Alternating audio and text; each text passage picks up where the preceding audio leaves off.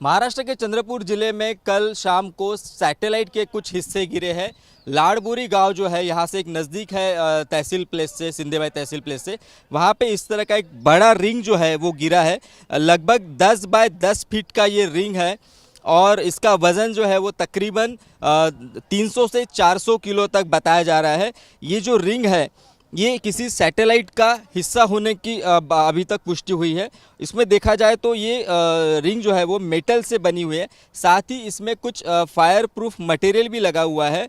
और इस रिंग का अगर मुआयना किया जाए तो तेज घर्षण जो पृथ्वी की कक्षा में आने के बाद हुआ इस रिंग का और कक्षा का, उस वजह से ये रिंग पूरी तरह जल चुकी है और जलने के जो मार्क है इस रिंग पर कई जगह दिख रहे हैं। मगर इस घटना की वजह से जो स्थानिक प्रशासन है वो काफ़ी स्तब्ध है, आश्चर्यचकित है, क्योंकि आकाश से इतनी बड़ी वस्तु किसी गांव में गिरना ये आम बात नहीं है। साथ ही जो वहाँ के जो स्थानिक ग्रामीण लोग हैं वो भी काफ़ी डरे हुए हैं।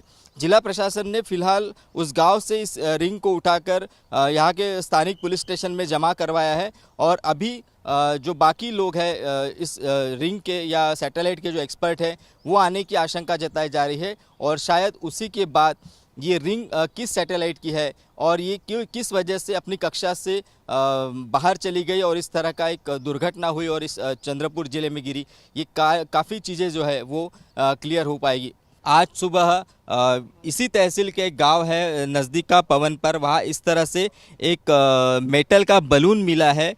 इस प्राइमा फेसिया इस बलून को कोई लिक्विड गैस या जिसे अपन कहते हैं ईंधन, ये स्टोर करने के लिए इस्तेमाल किया हुआ ऐसा लगता है। इस बलून की एक खासियत है कि इस पर एक स्पेसिफिक नंबर भी दिया हुआ है और इस नंबर का भी कोई सिग्निफिकेंस हो सकता है। साथ ही इसमें इस बलून पर एक पंक्चर मार्क है। इससे लग रहा है कि शायद ये बलून गिरने के बाद ये पंक्चर मार्क हुआ होगा या शायद कल रात को जो दुर्घटना हुई सैटेलाइट के साथ उस वक्त ये शायद बलून में पंक्चर मार्क लगा हो। अब इस वक्त हमारे साथ जो सिंधेबाई के तहसीलदार है गणेश जी जगदाले वो है।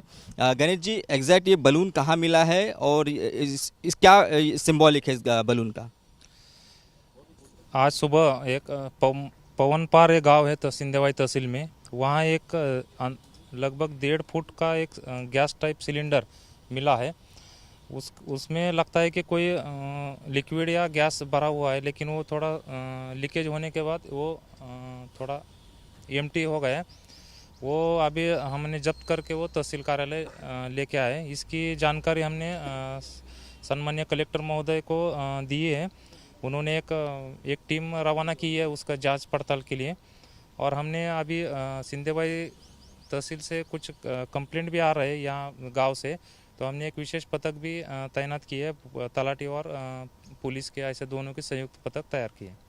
हमारे साथ सुरेश चोपने जी भी है जो इस तरह की जो खगोलीय घटना है उसके अभ्यासक है। सुरेश जी, ये क्या हो सकता है और ये किसी सैटेलाइट का पार्ट हो सकता है क्या? हाँ, जैसे कल रात में जो चीज़ वहाँ पर गिरी है, एक रिंग गिरी है, वो रॉकेट बूस्टर जिसे हम कहते हैं सैटेलाइट ऊपर भेजने के लिए, तो उससे वो सेकंड स्टेज में शायद वो यहाँ आके गिर गया है। एक्चुअली जनरली वो ऐसे शहरों में या गाँव में तो नहीं गिरता, मगर उसकी दिशा गलत होने की वजह से शायद इधर वो आके गिरा है। तो उसी का एक पार्ट, यानी जो रॉकेट बूस्टर होता है उसको सप्लाई करने के लिए ऑक्सीजन या फ्यूल की ज़रूरत होती है, तो उसके लिए जो वॉल्व वगैरह लगते हैं, तो उसी प्रकार का एक ये वॉल्व यहाँ मिला है। इसका नंबर भी है और ये नंबर हमने नोट कर लिया है। तो ये नंबर हम स्पेशली न्यूजीलैंड का कल सैटेलाइट गया था और उसके भी रॉकेट बूस्टर के जो पार्ट्स है वो गिरे थे, तो उसके बाद जानकारी मिलेगी कि ये किस देश का है।